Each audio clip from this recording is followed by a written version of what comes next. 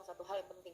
Nah mungkin nggak sih gue punya konsen dan fokus yang sama di dalam ibadah gue gitu loh. Jadi sebenarnya kalau dijalanin intinya benar-benar ya mestinya begitu gitu. That's so beautiful.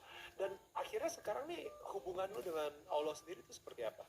I have to say naik turun ya. Kadang-kadang lo lagi duniawi banget aja gitu kayak kampus. Lu menjauh gitu kan. Karena lo lagi sibuk ngurusin segala macam yang duniawi. Cuma kalau lagi bener-bener intens gue pernah Assalamualaikum warahmatullahi wabarakatuh. Teman-teman semua, semoga teman-teman semua dalam keadaan sehat dan selalu dalam lindungan Allah SWT. Baik, teman-teman, kali ini saya akan menyimak video atau mu'alafinya masuk Islamnya Dian Sastrowardoyo. Dulu Dian Sastrowardoyo adalah seorang Katolik dan kemudian dia mendapatkan hidayah dan memilih masuk agama Islam. Lalu bagaimana Dian kok bisa memeluk agama Islam dan meninggalkan agama yang dulu yaitu agama Katolik. Dan kali ini kita bisa menyaksikan podcastnya artis Daniel Mananta. Jadi kalau kita melihat video tadi, dia itu ada sesuatu yang ingin ditanyakan kepada seorang pendeta dan mungkin di agama-agama yang lain juga. Tapi Dian Sastrowardoyo tidak menemukan jawaban yang pas di hatinya. Jadi mungkin jawaban-jawaban dari pendeta itu atau para petinggi-petinggi di agama Kristen itu hanya sebuah asumsi atau menggunakan analoginya saja. Dan akhirnya Dian Sastrowardoyo terus bertanya kepada para ustadz yang ada di dekatnya. Akhirnya Dian Sastro pun menemukan jawaban yang pas di hatinya. Akhirnya dia memeluk agama Islam, itu kurang lebihnya. Dan pertanyaan apakah yang ingin dipertanyakan kepada para ustadz-ustadz tersebut dari Dian Sastrowardoyo? Pernyataan apa ya kira-kira? Nah, itu yang menjadi pertanyaannya. Berikut kita simak videonya bersama-sama. Gitu loh. Jadi even I don't know ya, tapi murid-muridnya dia yang emang muslim dari kecil pun berguru sama dia jadi lebih toleransi dan lebih terbuka pikirannya. Dan itu indah banget menurut gue. For somebody yang baru datang dari ibaratnya agama lain gitu ya. Oh ternyata toleransi ya nih agama ini gitu loh. Jadi gue langsung yang gue mau belajar nih dari bapak ini karena dia dalam banget, maksudnya kebuka banget pikirannya dan bisa memuaskan dahaga kepenasaranan gue gitu. Jadi akhirnya boleh deh saya mau belajar sama bapak. Ya kalau belajar sama saya harus sholat 5 waktu, kamu mau nggak gitu. Dan nanyanya gitu lagi. Wow, saya pikir-pikir dulu ya pak. Ya, dimana Dian Sastrowardoyo ini lebih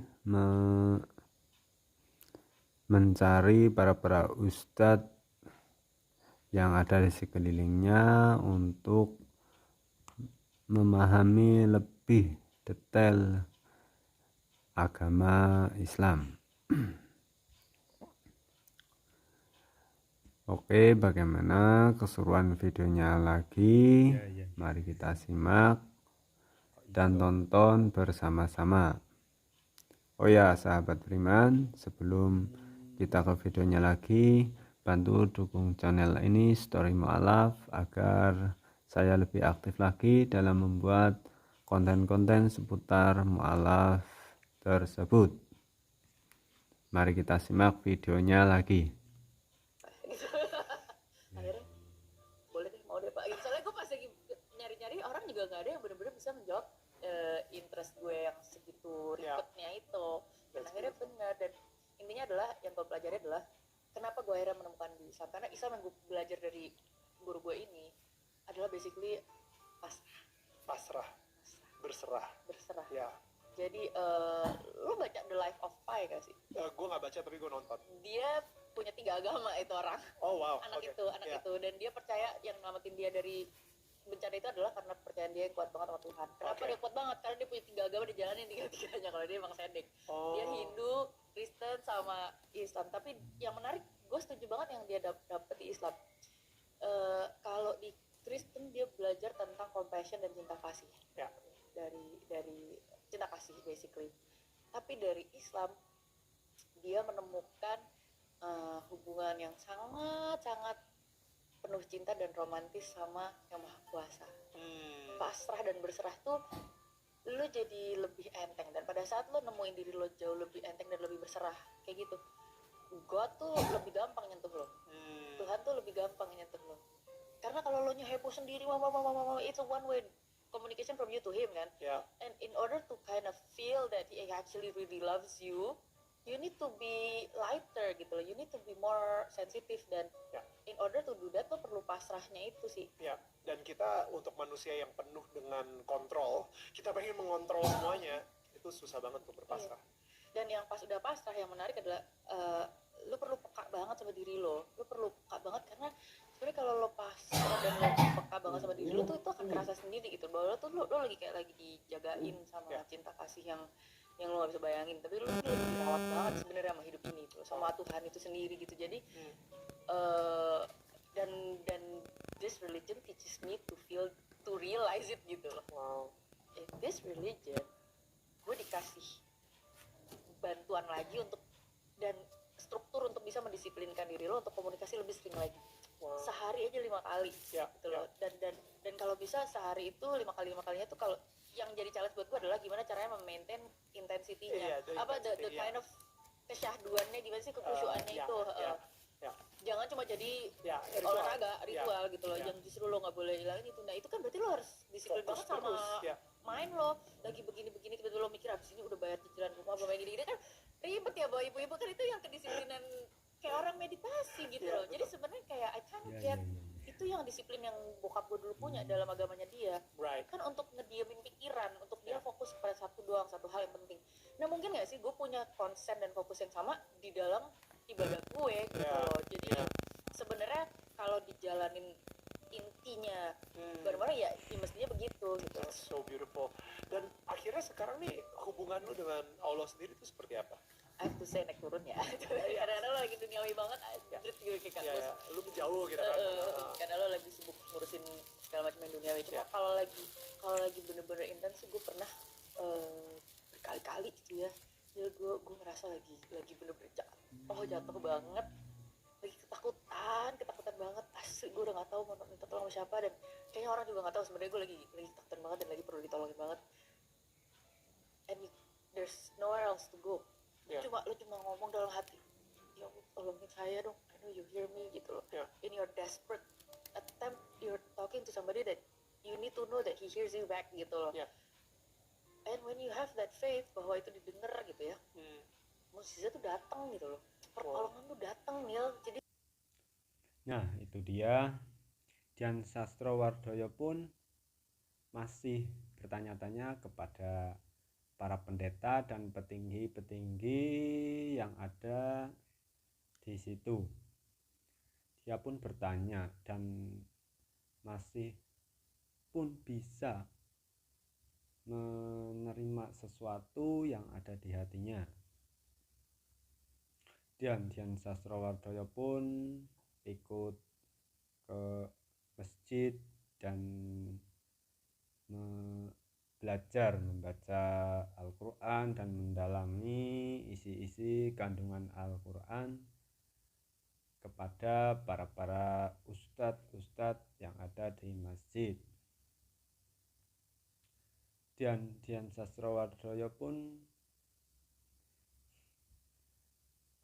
bisa menerima dan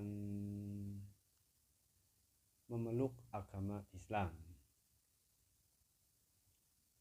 Dan akhirnya Dian Sastrowardoyo pun lebih memilih agama Islam dan yang akan dianutnya tersebut sampai ajal menjemputnya. Itu kata Dian Sastrowardoyo. Bagi teman-teman yang baru datang ke channel ini, jangan lupa subscribe channel ini agar saya lebih aktif dalam membuat konten-konten tersebut. Berikut videonya lagi, mari kita simak bersama-sama.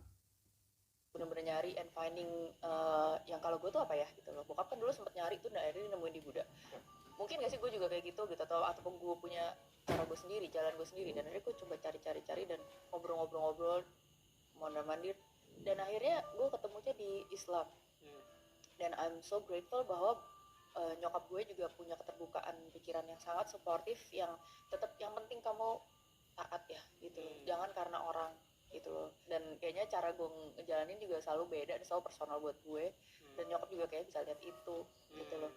Yang menarik sih itu sih, gue pengen janji, gue pengen punya ada pencapaian satu hal secara spiritual sebelum gue menikah. Karena kalau gue udah menikah, biasanya prioritas hidup kan akan lo fokusin ke keluarga. Sebelum gue mulai chapter yang itu, gue pengen udah nyampe satu stage dulu nih gitu. Walaupun nantinya akan mendalami lagi, cuma at least udah nyampe sini dulu milestones-nya. Gue waktu itu belum pernah hatamin Quran, jadi sebelum nikah tuh gue hatamin Quran untuk pertama kalinya. Itu quite emotional gitu. Gue juga kayak wow, ternyata gue bisa juga ya. Gue juga nggak tahu gue bisa. Dan pas lagi hataman Quran tuh kalau nggak salah nyokap gue aja sampai ikut nangis loh, padahal nyokap gue tuh Katolik gitu loh. Dan jadi betapa dia bangga gue dengan pencapaian spiritual gue sendiri gitu loh. Jadi kayak gitulah toleransi yang ada di keluarga gue, and I'm so grateful about it. Sampai sekarang gue masih seruah sama nyokap, dan kita juga saling ini banget gitu loh, menguatkan banget. Kayak kemarin nyokap paskahan gue yang bikin, jadi kita komit satu hari itu misalnya 1 jus atau 2 jus gitu loh. Jadi sebelum bulan Ramadannya selesai atau bulan Qurannya selesai, bacanya juga selesai. Tapi gitu. Dalam bahasa Arabnya gitu maksudnya. Dalam bahasa Arabnya. Cuma pernah kayak beberapa tahun gue lagi pengen gue hatamin tapi artinya. Jadi gue bacanya kayak baca novel gitu, kayak baca bahasa Inggris gitu misalnya atau bahasa Indonesia gitu. Jadi dan di situ biasanya banyak banget catatannya. Wow, bagian ini kok kayaknya kayak lagi ngomong sama gue gitu.